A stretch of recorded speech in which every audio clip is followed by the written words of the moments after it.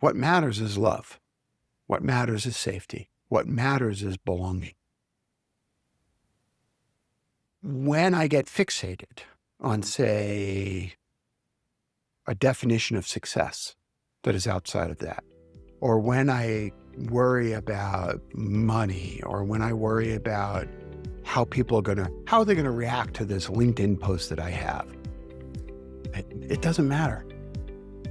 It's not what life is about. Welcome to the Startup CEO Succession podcast, where we dive deep into the pivotal journey of founder CEOs who face the critical decision: should you continue leading your business or bring in a new leader? I'm your host, Evgeny Shadchnev. As a founder coach and author specializing in CEO succession, I interview founders, chief executives, and investors who share their stories of navigating this transition. Today, I'm speaking with Jerry Colonna. As one of the most well-known founder coaches, Jerry needs no introduction. But for me, he's a very special podcast guest because I got my first taste of coaching when I attended Jerry's CEO Bootcamp back in 2015 when I was a CEO myself. And several years later, when I stepped down as a CEO and retrained as a founder coach, Jerry was really giving me an example of what it's like to be a good coach. In our conversation, we discuss the difference between letting go and giving up as a startup founder. What is a true self and how it's different from a false self when we just keep going in a zombie mode. And why so many founders start considering stepping down around the 10-year mark. Enjoy the conversation. Hello, Jerry. Thank you so much for joining me on the podcast today. Hello, Evgeny. It's a delight to see you again. Yeah, likewise. I'm always very happy to see you and speak with you and enjoy a bit of your wisdom. Jerry, I know that you coached plenty of CEOs through CEO succession, helping them to step down as CEOs or maybe step into the role of a CEO, or maybe investors going through the transition. So I'd love to learn as much as possible about what you've seen when it comes to startup founders going through this transition. But to kick off the conversation, I just wanted to quote the foreword from my book that you very kindly wrote last year, where you wrote that nothing compares to the challenge of letting go of the embodiment of your wishes and dreams, a letting go that is so necessary to stepping down from the perch of the founding CEO. Yeah, this phrase really caught my attention. You said nothing compares to this letting go. Can you say more about this? Well, sure. It's if you pause just for a moment and take a step back and think about the work that we do as coaches, one of the biggest challenges that clients face, especially founding CEOs, is an over-identification with the entity itself. So in that passage, I described the business as the embodiment of wishes and dreams. And it is that. But it's also the embodiment of a kind of identification. So you'll be familiar with this both because of your own experience, but the experiences of those that you have worked with. One of the first things that starts to happen, one of the first questions that comes up for people is, who am I if I am no longer that? Who am I if I am no longer CEO, or who am I if I'm no longer founder of this entity? And this is true for those who are stepping into succession, handing off the reins to someone else, but it's also true if we see a sale of the business, or if we see even a closing down of the business, which, let's acknowledge, is the most likely scenario for any startup, right? Something like 89% of all startups fail in the first 2 years. So with that as context, the setup for what makes this so heart-wrenching is in fact the way I identify with that. And you'll remember from our years ago, 10 years ago or so, first meeting where I believe, if I remember correctly, you saw a video of me giving a talk in Vienna at the Pioneers Festival, which then led to our friendship. And at the time, what I was speaking about is the phenomena of what I called stepping into the fire, merging one sense of self with the entity. So this is what makes it so difficult. And that's the energy, by the way, that can propel the company forward and propel it to its success. But it's what makes any transition so gut-wrenching, so difficult. Yeah. And I've seen it in my coaching work as well. This energy, this identification really pulls the founder through inevitable challenges on their way. But at the Right. same time, the identity really goes through a significant change when they have to step down or sell the business. That's right. That's Yeah. right. And you use the phrase have to step down. Let's acknowledge that sometimes this goes on even when there's no external forcing factor, but it's an internal call that says my time has come. And in some ways that may be even more difficult because you don't get to blame a board of directors for the pain that you're experiencing. You're trying to resolve an internal conflict between the sensibility that I no longer get liveliness from this work. In fact, that every day that I continue to be in a CEO seat is what I would call enervating, that it drains you of energy. And that's not a forcing function from outside. That's not market forces, as can happen for a publicly traded company. That's that internal force that's going on. Yeah. So, And I just read your post on LinkedIn about going on being. When people continue functioning, and on the outside, it may even look like they are still doing their job and saying all the right things, but internally, some aliveness is missing, some integrity is violated. yeah, well, that post actually references the psychoanalyst E.W. Winnicott. He was writing in the 1950s. And when he talked about going on being, he describes it as a necessary developmental phase, our process of becoming a person. And I spoke about that because he references the stuckness that can happen to us as people. But I think what you're really reflecting is the other part of that, both the essay that I wrote, but more importantly, Winnicott's work, which is the difference between true self and false self. And I think what you're really resonating with is the zombie-like nature of false self. And to put a bow on it for a moment, I often experience it in clients somewhere between years 9 and year 11. So median is year 10. And there is no clear exit on the business. There's no clear pot of gold on the business. And I begin to be performative in the way I act. I begin to live into a false self. And as you know from my own story, the result of that can be that the inner person of who we are and our outer expression of how we are start to be out of alignment. As you know, that's what happened to me at around age 38, 39 years old. Again, right at that 10-year mark when I walked away from being a VC, in large part because of the depression that I was feeling. Yeah. And I imagine that a lot of founders feel this disconnect between what they're doing on the outside and how they're feeling inside. That's What? right. That's right. So to put the two together, you've got this over-identification with this enterprise. I am nothing if I am not the founder of this thing, right? It usually starts with a massive amount of excitement and anxiety, right? I have this idea. I want to build this great company.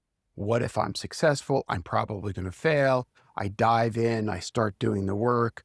I get a modicum of success, maybe even a lot of success. I continue to operate. My identity starts to merge with the entity.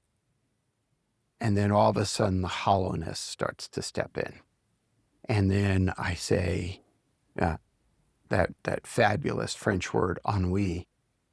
What the fuck am I doing with my life? This? I got to go into that office again. I got to face these same people again. I got to do this. I'm pushing this boulder up the hill again and again and again. And that's the embodiment of not the wishes and dreams, but the disconnect, the Yeah. disembodiment, if you will. And Jerry, there is a nuance here. I know that you are describing something fairly deep and important, and yet find me a person in any job, not just a founder, but anyone who hasn't been bored at some point or hasn't felt like not going to the office on a particular day. Right. We can't expect ourselves to always be excited. So how do you draw the line between the normal challenges, the expected and very healthy boredom that maybe sometimes arises in work, the effort that we occasionally need to make in order to keep moving forward, and something Well, much deeper? yeah, I think you're talking about, yes, and I agree with you about your observation. We're talking something that strikes at the existential soul. We're not talking about something, and there can be that existential challenge when I'm no longer or not a founder or not a CEO. But we're talking about a very particular flavor, if you will, of existential dis-ease, dis-ease. We're talking about this severing or this uh, disassociation between the enlivenment that comes from merging one's sense of self with a goal. And by the way, this can be true of a writer. You know, you and I have written books. We can merge our sense of self with that identity. And we can merge our sense of self with being an artist. We can merge our sense of self with being, a nonprofit executive. When that happens, we are setting ourselves up for the other side of this innerviation that happens.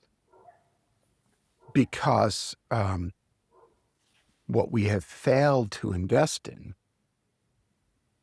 is the non-business parts of ourselves that actually create a whole person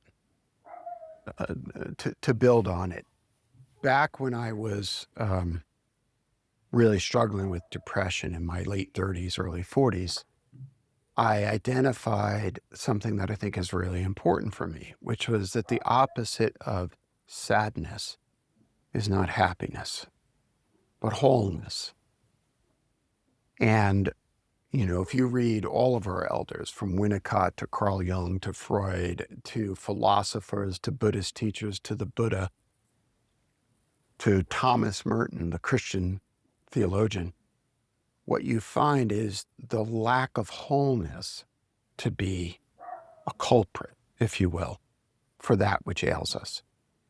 And so one way to identify whether or not one has slipped into this zone is, in addition to the feelings of burnout, in addition to the feeling of ennui, am I in that place where, as St. Augustine wrote in his Confessions, my soul was a burden to me. It had grown weary of the man who carried it. I mean, I can't think of a more moving and poignant description for that kind of ennui than the notion that my soul became a burden to me. It had grown weary of the man who carried it. And to what degree do you think it's unavoidable? It's just part of the journey of us growing up and doing Oh, I think things. it's actually completely avoidable. That's the point. That's the good news. It has to, but it's not avoidable once it has set in. It's avoidable in how you approach the entity, the enterprise from the beginning. Have you developed relationships? Have you developed other things in your life, other sources of liveliness, curiosity, creativity, not necessarily sources of happiness, although those are great. Joy is a wonderful reliever, but are you more than your entity? And I would advise people in their first year, second year of a startup, as the founding CEO, to pay particular attention to them, so that in year 9, 10, 11, your soul is not a burden to you, grown weary of the person who carries it. Yeah. This makes me think of one of the founders I know who is under particular pressure to effectively work non-stop from one of his investors, to always be available on the weekends and in the evenings and effectively give 110% to the company at the expense of everything else. And the founder and the CEO, he instinctively rejects it and pushes against it, sensing that ultimately long term it's not going to be healthy neither for him nor for the business. And what's your question? What's your observation about that? My observation is that I think the founder is right to sense that such an extreme commitment to the business and over-identification will create a certain kind of a, let it called, soul debt that will have to be repaid at some point. But in the meantime, explaining to one of the investors that, no, I'm not available on the weekend because I'm choosing to spend time with my daughters, can be a difficult conversation. Right. So I think what you're identifying is actually a little bit more complex than it might appear at first. So let me unpack it a little bit. It is true that, especially in the venture-backed startup community, there is what is known as sort of hustle aggrandizement, a kind of I'll sleep with when I'm dead mindset. And that is true. In my experience, that is all often rooted in the investors having the same kind of over-identification with their work as the means of self-affirmation and approbation, right? Am I worthy if I am embodying this kind of mindset? But it's more complex than that. As a founder myself, I can work 7 days a week. I can, the LinkedIn piece that you referenced earlier today, I spent yesterday morning writing. It was Sunday morning. I had been in New York the previous week. I landed on Saturday afternoon. So technically it was a work day, right? And what am I doing on a Sunday morning writing? Well, that work creates a kind of enlivening energy for me because it produces some creativity, some spontaneity. And so if we look at it with a little bit of a broader lens, then working on the weekends is bad, right? And what we really need to unpack is what is going on inside the person. So when your friend pushes away from the hustle culture, what's going on for that person there? I would want to understand that more deeply. Are they pushing up against, say, messages from their childhood about where worthiness comes from? Um, or in a similar way, if someone is diving in, I would really be curious about what the intention is behind it. Not to judge it, not to say either you're pro-hustle culture or anti-hustle culture. What I am pro is awareness and consciousness. A radical self-awareness. Radical self-inquiry. Yeah. If we go back to that story that I've often told, you've heard me tell this story, of the potter who spends his entire life trying to perfect the most exquisite glaze imaginable, and then walking into the kiln at the end of his life, having decided his meaningful life is over, only the next day to have the assistants take out pots covered with the most exquisite glaze imaginable. As you know, I always call that a paradox. And the reason I point it out is that there are sometimes one wants to walk into the kiln. Sometimes one wants to do that. Sometimes it's the only thing that's possible to create an exquisite work of art. When I was writing my first book, Reboot, I never stopped thinking about that book. Never. Was that hustle culture? It was enlivening. And now, almost 6 years later, I still get notes from people saying, this book changed my life. This is why I argue what we're really trying to go for is a consciousness. It's a choice.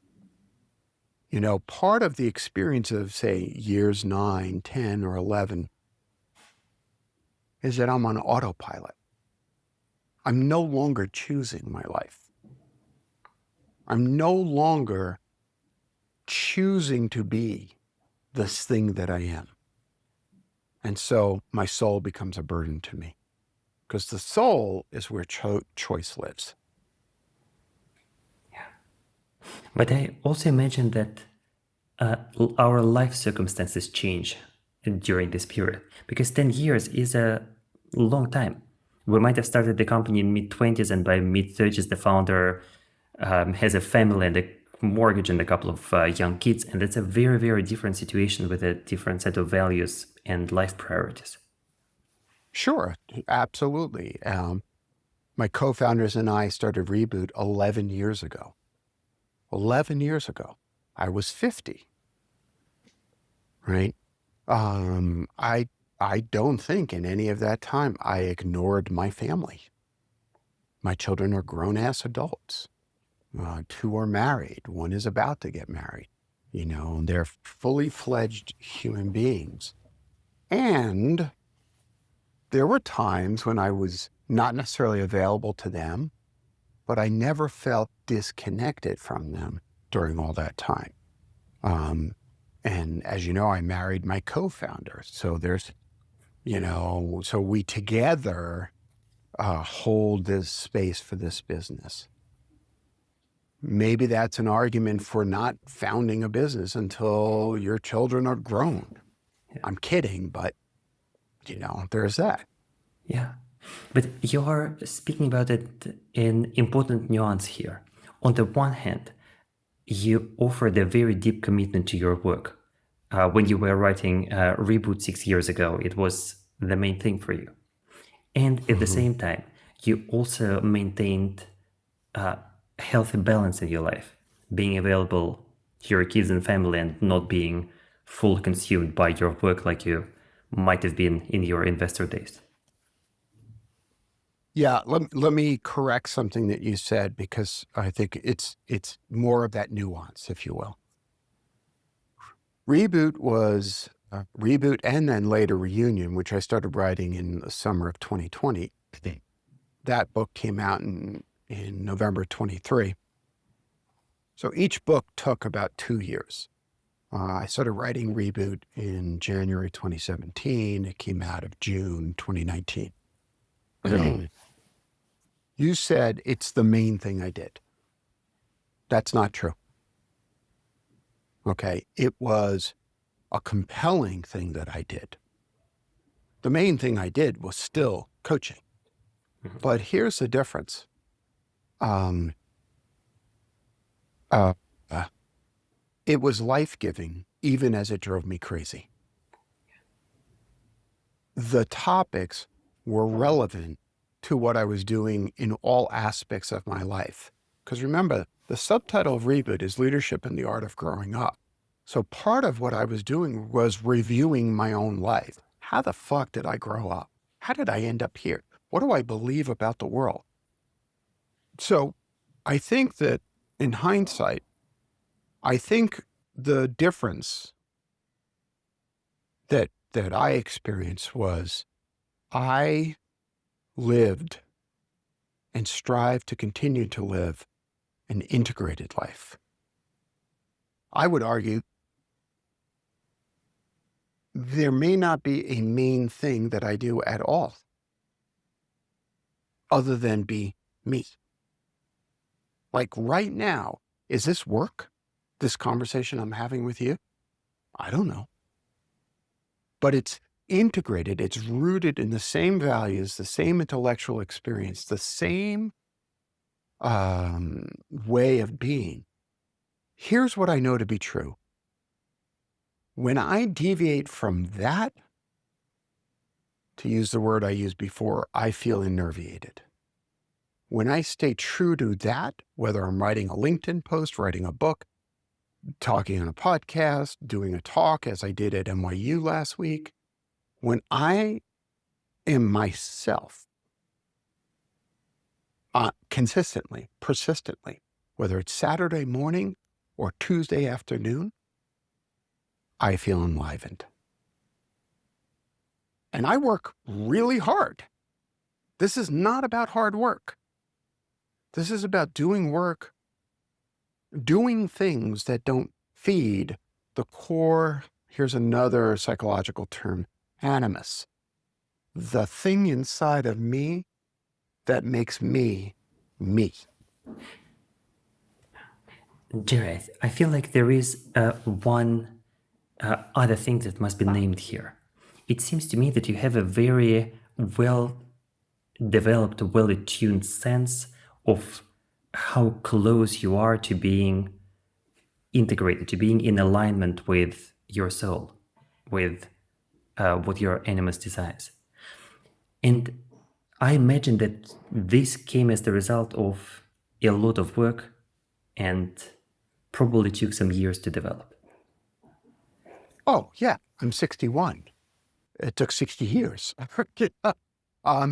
Yes, I would agree with you. And many of the things that you and I have talked about over the years that you know are part and parcel of who I am, whether it's my meditation practice, my commitment to what I define as radical self-inquiry, my commitment to my journaling practice, my commitment to all of those things were, let's call them stones in the path in the forest that led me to where I am.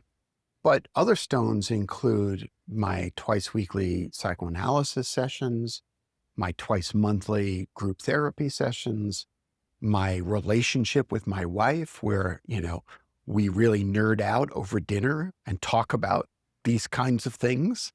My reading, I'm reading my third book this week. My commitment to my own internal practice of growing up means that at the times in which I am disconnected from myself, which happens, I know the pathway back to myself. I don't always do it. Or sometimes there's a struggle with it, especially when anxiety or depression are really strong. But I know the pathway back. I know what it is that I have to do. Yeah. And I'm thinking here about founder CEOs operating under pressure who might be at this 10-year mark that you spoke about earlier. They started the business, it's been 10 years, they sense the growing disconnect between something which is still alive inside and what they're doing on the outside. How would you recommend, or how are you thinking about them navigating this transition? How to notice what's going on, how to make a decision about how to move forward? Okay, so I'm going to push back again a little bit because the first thing you said was they're under pressure. You talked about them being under pressure. Okay. When you describe that, where is the pressure coming from? Often external market investors' numbers, but often internal, our own ideas about how Well, things should be. okay. So there we go. Okay, you see you see the pause that you had to go through to sort of see that, because in that pause, in that space, you recognize very quickly that there will always be external pressure. Okay, the world oftentimes will say, "You're fabulous. Could you change now?" Right? And so the pressure from the world for us to respond differently, to be differently, is relentless. It's part of the experience of being in community. The real opportunity is to understand the pressure that might be coming from inside. For example, um, I have internalized that because these folks invested in me and they therefore believe in me, I have reenacted pattern from my family of origin where I'm going to work really hard in school because my parents got a sense of pride in their own work as parents based on my test scores. Okay. Now that pressure, that's actually much more manageable than we think, but it can only be managed if you are deeply connected to that soul, deeply connected to your own subroutines, as you know, I call them, those early patterns of our behavior, so that we can see what's going on. I get enormous pleasure, not so much out of my parents who passed away, but out of my children feeling pride in me. I get enormous pleasure out of it. And sometimes, I mean, it's a really fucking cool thing to have, a 30-year-old son say, "Dad, I'm really proud of you." Or a 30-year-old daughter say, "Dad, tell me how I should navigate the world because it's scary right now." To know that I provide that, it helps my identification of who I am and my value, my worthiness in the world. But if my sense of self-esteem hangs solely on that, I can be lost. So I have to keep returning to my solar plexus, if you will, or to use language that from me for someone. I have to return to taking my seat as a worthwhile human being, regardless of how the world views me. Not in a narcissistic way, but in a sober, realistic view of my own sense of self. Doing that is the best response to the inertiation that can lead to feeling the pressure to just blow everything up and hit the road. Yeah. And I imagine it is here that all the practices that you mentioned, meditation, journaling, psychoanalysis, group therapy, our relationships in the world, like all of this help us. Being coached, reading wisdom tradition books, the practice of self-discovery, that radical self-inquiry. The good news is there are a million ways to do it. The bad news is you never stop. So the other thing that was implicit in your question was imagining this time in the future where some goal is achieved, and hold those goals lightly because we can flip.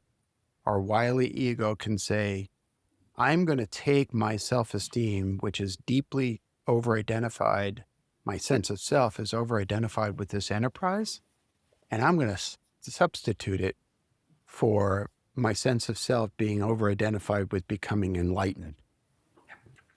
And And then all once we've done is turned, yeah, all we've done is swapped out one external affirming structure for another. yeah, Who's to say we're enlightened? Why? Right? Right. You end up in the same place where my sense of self is just so dependent upon the world. And the world can be a harsh and difficult place, and it changes all the time. and it changes all the time. There's impermanence. Yeah. Yeah. Yeah, but I think you're also pointing at the overall pattern of hoping that something external will save us. I do all my Yes. work and I figure it out and I work through my childhood, or I get enlightened, or I learn something, and then I'll finally be okay. And I'll kid you a little bit, because I've watched you, my friend, feed all those different mechanisms. Okay, maybe you do some mushrooms, maybe you do some ayahuasca, maybe you do some therapy, maybe you do this, right? But really, you're laughing because you know that the pursuit was the alleviation of suffering. Yeah. Maybe by then I'll be okay. And the crazy, crazy thing is, having done all this work, you and I arrive at the original point, which is, I'm already okay. I just didn't know that. Yeah. But isn't it paradoxical that so often, so many of us have to try different things and, as you said, meditation, mushrooms, and ayahuasca, and psychotherapy, and many other good things, only to realize that while much of it was useful and maybe even necessary, at the same time, we're back to square one, still facing the same question of recognizing that we're okay as we are, enough as we are, as we are. Yeah. Before enlightenment, chop wood, carry water. After enlightenment, chop wood, carry water. I mean, it is paradoxical. And all of our myths, all of our stories, all of the wisdom teachings tell us this. The hero's journey brings the hero right back to themselves. I mean, I laugh because so many folks I know approach midlife as the hero's journey. And that's fine. That's brilliant. That's wonderful. That's why we maintain the mythology we call the hero's journey. But they miss the core message. And if you want a good example of the core message, watch the 1930s version of The Wizard of Oz. Okay? And if you remember, Dorothy is told by Glinda, the good witch, you've had the power of returning home all along. You just needed to click your heels 3 times and say there's no place like home. That's the hero's journey.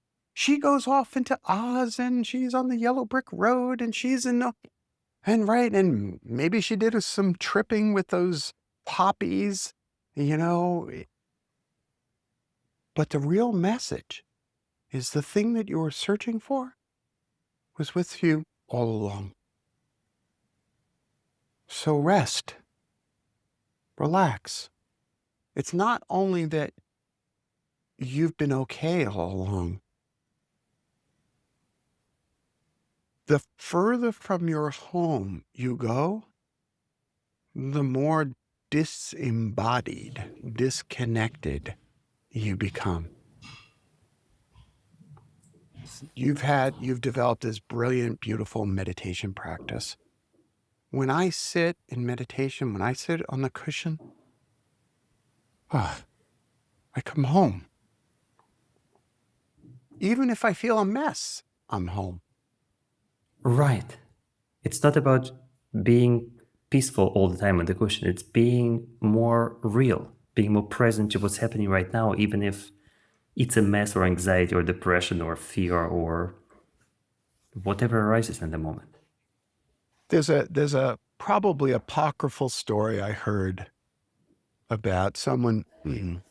His Holiness Dalai Lama was giving a talk, probably to Americans, and there was this person who raised their hand and asked His Holiness about how they had done all this work and they had done this meditation and they still were racked with self-loathing. They didn't get it. They like, what was going on? And in the story, what I heard was His Holiness put his hand to his forehead as if to weep and said, what is it about you Americans? What is it about you Westerners? That when you go out to the world at large, when you seek on Odysseus's journey, when you come home to the same self-hatred. Or if you want to sort of lessen it, the same self-doubt. Why is it that when you venture forth into the world, you can't carry forth that basic human goodness? World sucks, and I'm okay. The world is great, and I'm okay. As I wrote in Reboot, this notion of equanimity. I get it. We all get knocked on our ass. We all get, this, you have a fight with this person, you're in conflict with that. This plan goes awry. You said it before. Shit falls apart all the time.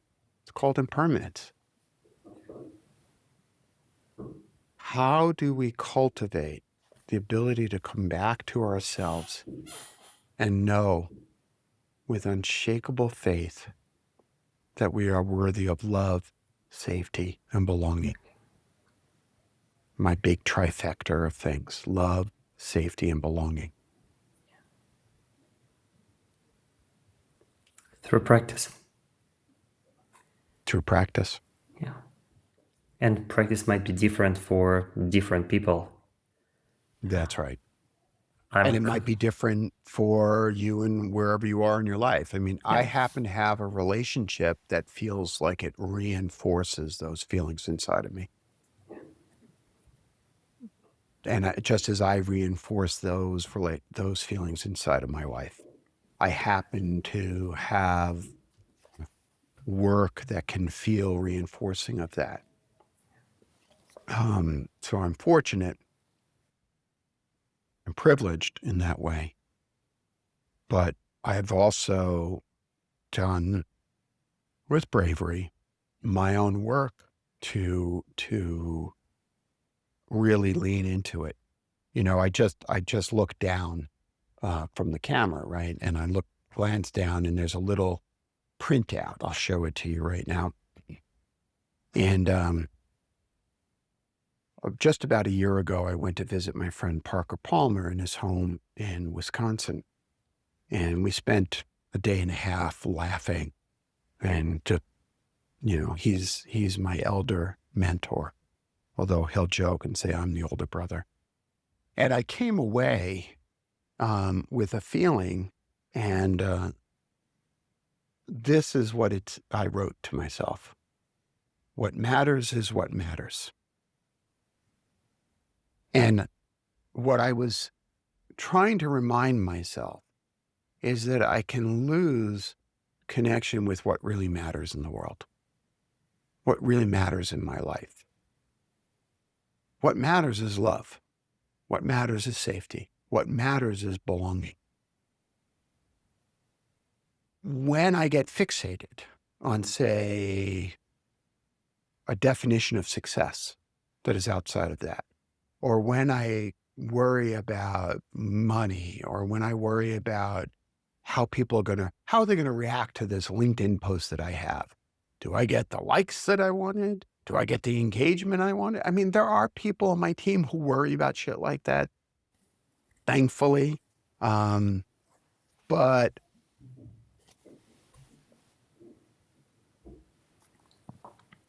It doesn't matter. It's not what life is about. When Reboot came out, my dear friend Seth Godin sent me a beautiful note, and he said, this is before any sales of the book. He said something about the only title of bestseller that matters is the impact that you have on people. You embarked on the journey of entering the belly of the beast, right? You got a book out there. Oh my God. How did people react to it? How many sales? Right? I remember telling my other friend, Dan Harris, after the book came out, he said, well, what are the Amazon reviews saying? And I said, I read the first three, and then I stopped because it has no impact on the work that I put out. And God bless me for having the wisdom to not read it, because there's nothing I can do about it. I just, I look at my own work. When I wrote Reunion, I said, what additional things did I want to say about the world? And use that as a guiding principle. This file folder is the beginning of my next book. What do I want to say that I haven't said? That's what defines me. Now, if my publisher buys the book, fabulous. If they don't, I don't know. Maybe I'll do it myself. Maybe I won't. Maybe I'll sell it to somebody else. I just know I need to answer these questions. For me, Yeah. I need to put the glaze on the pots. For me. So you're really pointing to your connection with your soul, your heart, not just a superficial surface of the ego that has this preference or that preference, but something much deeper that you have developed, built an attunement for, and you use as a compass in this world to remember what Yes. matters, to remember what's important, and to choose your next steps. If I have learned anything as I slide my way into elderhood, it's the importance of that which you just described. And there are plenty of times I forget it. And there are plenty of times where I just get fucked up and I spin and I'm lost. But just like in meditation, we come back to the breath, right? My teacher is Sharon Salzberg, and she always says, begin again. And she says it with love and humor. We begin again. If I can hold on to that, God will be in his heaven and all will be right with the world. Yeah. I will be fine. Yeah. Jerry, how do you think about the difference between letting go and giving up? It's a question that I sometimes encounter in coaching conversations when founder CEOs are thinking about stepping down. Where's Well, the it's the line? same, it's a kissing cousin to the other feeling, which is if I'm not urgent, I'm complacent. If, as a client once said to me, I feel like if I'm not panting, I'm not working. Again, the enemy here is not hard work. The enemy is not even long hours.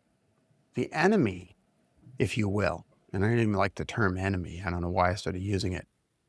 The challenge, the obstacle is the sense of self attached to the thing that I fear giving up. One problem that occurs in not being able to resolve letting go versus giving up is your ability to make smart decisions as an executive. gets challenged. You know, again, as I wrote in Reboot, I often speak of resiliency, and no matter how much I try to do otherwise, I still manage to come across as if I'm speaking about grit. And this comes to mind because those who worry about, quote, giving up think that they have to be gritty. So I'll speak of grit. True grit is more than the capacity to grin and bear it. To understand true grit, we need to understand false grit. False grit is brittle. It's the sense that we are nothing if we can't take a punch. In fact, we define taking a punch as the ability to not feel pain when we are punched. False grit is dangerous. It feeds a stubbornness that in turn can feed delusion. We mistake the tendency to delude ourselves that our relationship will improve, our companies will succeed, if only we double down on old patterns, grip the steering wheel until our knuckles whiten, and bear down. Stubbornness is not the hallmark of the warrior. The false dichotomy between letting go and giving up comes from that same place. That somehow my struggles are emblematic of my lack of grit. And what I really have to do is just stand there and get punched in the face again and again. And work harder. Okay? And work harder. And, you know, as I often say, I used to box. Getting punched in the face hurts. Okay? It's a stupid way to run a business. And if you're standing there getting punched in the face every time you open the business doors, you got to redefine the business. You have to let go of the original view of what the business ought to be, allow the things to fall apart, allow the impermanence to happen so that you can then resurrect, if you will, the right thing to do with your business. In the venture-backed startup world, we call it a pivot. Okay? Good leadership is flexible. Good leadership is thoughtful. Good leadership reads the conditions of the road and says, I should drive down this road or not. Everything else is just stubbornness. And pushing up against this notion that somehow, quote, giving up is failure. Easy. Yes, hold on. Yes, sometimes we give up too soon. But I think it's more likely that what's happening is we're not reading the road conditions. And so we turn back just before the place we're supposed to arrive shows up. Because we're not paying attention. We're not reading the signals right. As I'm listening to you, another phrase that I learned from you a decade ago is going through my mind. Standing still while your hair is on fire. Yeah. It can be really difficult to read the road and stay grounded and be a good leader while it feels like your hair is on fire, the runway is a few weeks, and you need to pivot the company and raise new funding and answer difficult questions that your employees are asking. It's difficult. Can be hard. It's always hard. Yeah. It's always hard. You know, a few weeks ago, I was visiting one of my clients, and it was a very large Fortune 100 company, and I was in the CEO's office, and he said, I'm so sick and tired of working with, we're managing these people. I want to get back to work. And I looked at him and I said, that is your job. Okay? Doing the hard thing is the job. Now, that may sound, I don't know, I hope it doesn't come across as callous, but there is a joy that's available to us when we stop fighting the hard thing and we endeavor to do the hard thing. Yeah. Especially when we are doing the hard thing and we fail, as long as we don't feel like shit about ourselves. It's like, wait, I tried to climb that mountain and I failed. Okay. You Life tried goes to do on. the hard thing. Life goes on. Maybe you try again tomorrow. Maybe you begin again tomorrow. I mean, look, I don't mean to make light of the pain of failure, but I do mean to make the failure easier to bear. So, if one can remember that I am a good person, even if this thing that I tried to do, I guess to go back to the analogy, you said it's hard to stand still, when your hair is on fire. Yes. And the question is, who lit your hair on fire? More often than not, it's yourself, right? Even if it's your investors, you gave them the matches, you gave them the lighter fluid, and you said, please burn my hair. I said, well, yeah, easy. Yes. One other thing that's going through my mind right now is the difference between the challenges which are ours to meet and the challenges which are very difficult and are fundamentally not ours. But Good we question. may still choose them for the wrong reasons. And sometimes, Such as, such as why do we choose those? usually various, I would describe them as in stories our ego gives us along the lines of, if I make a lot of money, I will be happier. If I get this or that thing, I will feel different or feel better. Yeah, I was actually connecting with your example with when the leader, when the CEO takes on responsibility for the work that is their employees to do, or that was their parents to do, or was their partner to do. When we take on that work, we may experience some mild temporary successes because we can do a good job, but ultimately we are going to experience failure because it is not ours to do. We shouldn't have started. Right.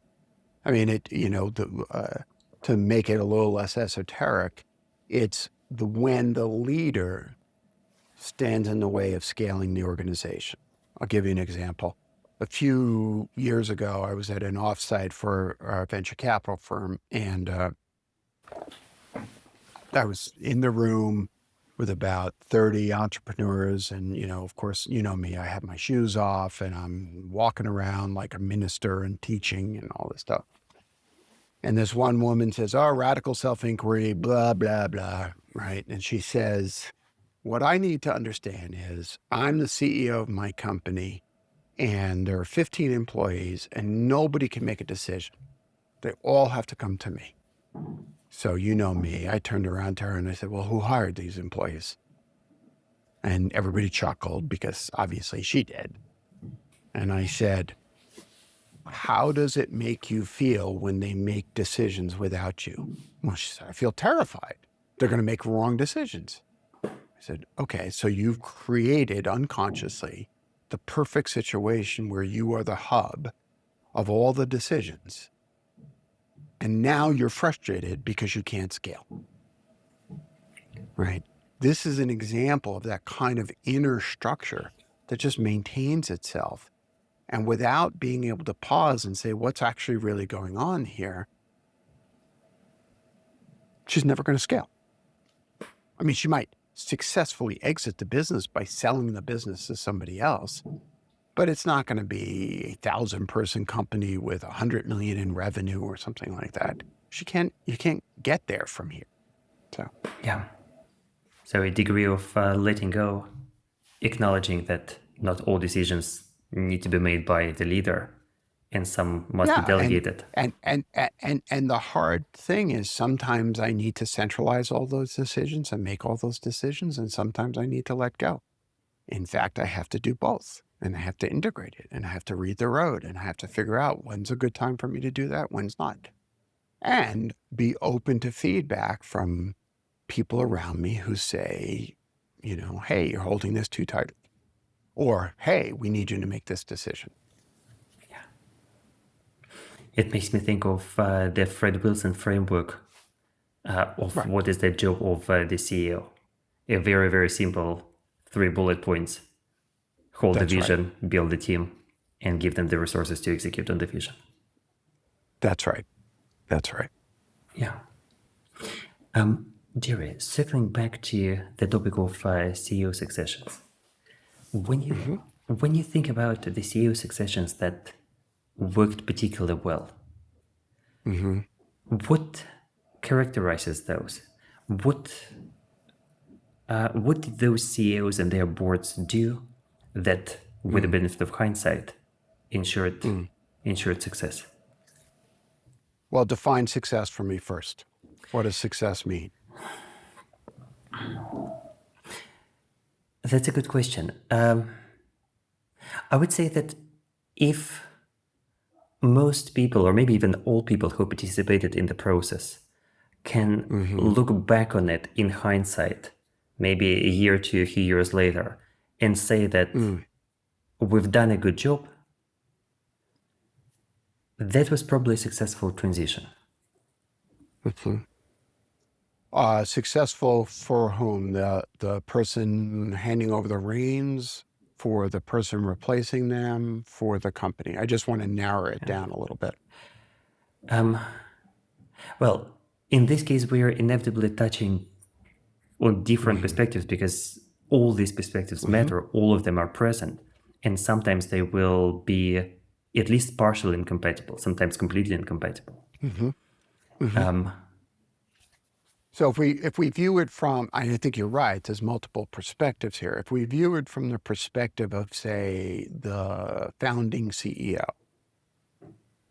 the pattern that I would identify, the things that are necessary for success in that regard, is the ability for that founding CEO to quickly develop an alternate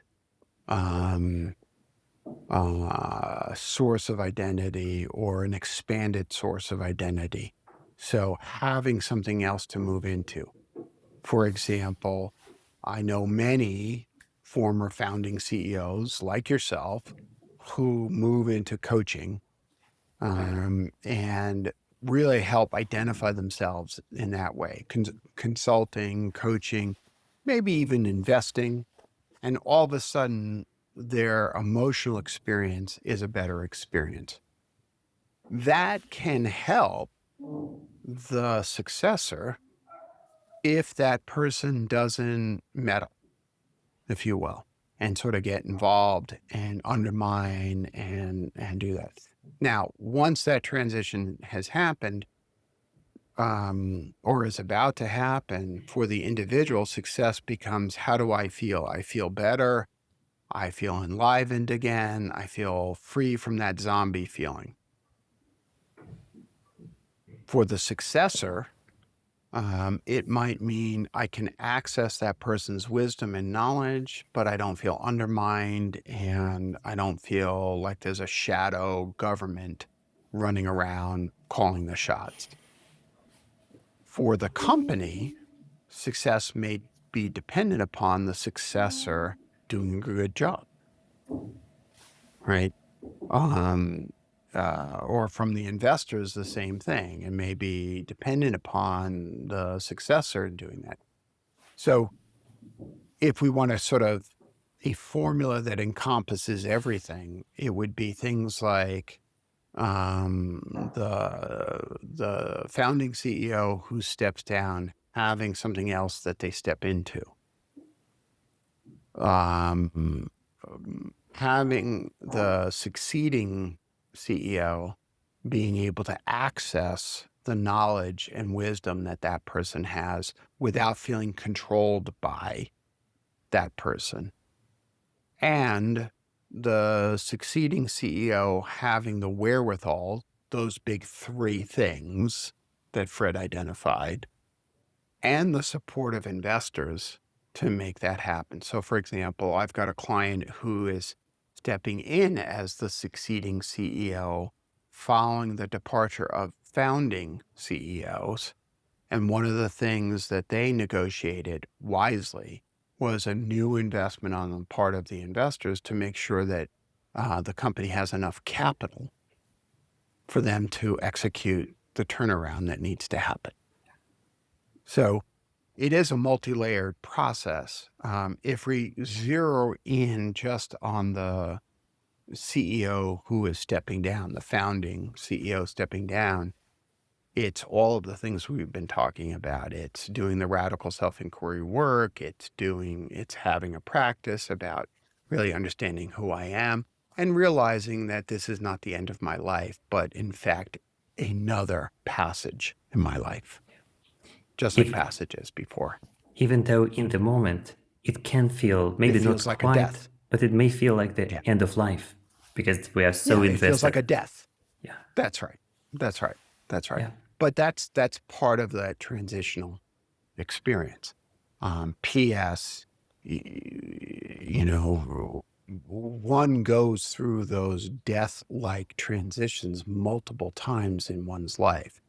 When you leave your adolescence and you perhaps leave university and you enter your 20s, that feels like the passing of the old. Or when, you know, a relationship you've been in for 10, 20, 30 years ends, it feels like a death. Or when you pass through, say, what we nominally call midlife, it feels like a death. And, you know, from the literature, it is, in fact, a dying of the old in order to create space for the new. But I think one of the characteristics that is necessary to successfully move through those passages is to develop the resilience and the muscle to understand that this death-like transition is not the end. And even though we might go through this experience multiple times in our lives, every time we have to confront grief, and we never know how much time it's going to take. That's right. That's right. I was watching the latest episode of White Lotus last night, and won't be a spoiler. As part of the underlying storyline, there's this young woman who's in Thailand, and she's going to a Buddhist temple, and the Buddhist teacher, who was a monk, actually said some really good things. So I was impressed with the writers, but he talked about when we are born, we become a drop that is thrown up from the ocean, and we're like that little droplet of water, separate and individuated. And that when we die, the drop just falls back into the ocean and we rejoin, we come home to the oceanic consciousness. And I mean, it's a silly show, it's a crazy show, but there is a wisdom even in that line. And I think one of the messages that I try to hold on to is to not fear the other side of that transition. I think that's one of the most essential messages of your book. Even though it lays out all the pragmatic steps, what you're really saying is don't be afraid. And I think you do that quite well. It'll be okay. Yeah. That's right. Thank you, Jerry. It sounds like it's a wonderful point to wrap up our conversation today. And sounds great to me. I'm really grateful to your time. Thank you. Thank you. To wrap up our conversation today, I would like to highlight a few points. The first one is the importance of inner work and doing it not just as a one-off, but really committing to the practice for the rest of our lives. Because when we ignore inner work, we eventually have to face soul debt, something that will still require more inner work to really pay it off and get in alignment with ourselves, to get to inner wholeness. And as Jerry explained, wholeness is a much more worthwhile goal than simply chasing happiness, especially when it's driven by our ego that desires a lot of things, hoping that if we achieve this or that, it's going to make us happy. No, a far more interesting goal is wholeness, inner alignment that comes from listening deeply to ourselves and doing the inner work that Jerry spoke about. I hope you enjoyed our conversation. Please don't forget to like and subscribe whenever you are watching or listening, and speak to you soon.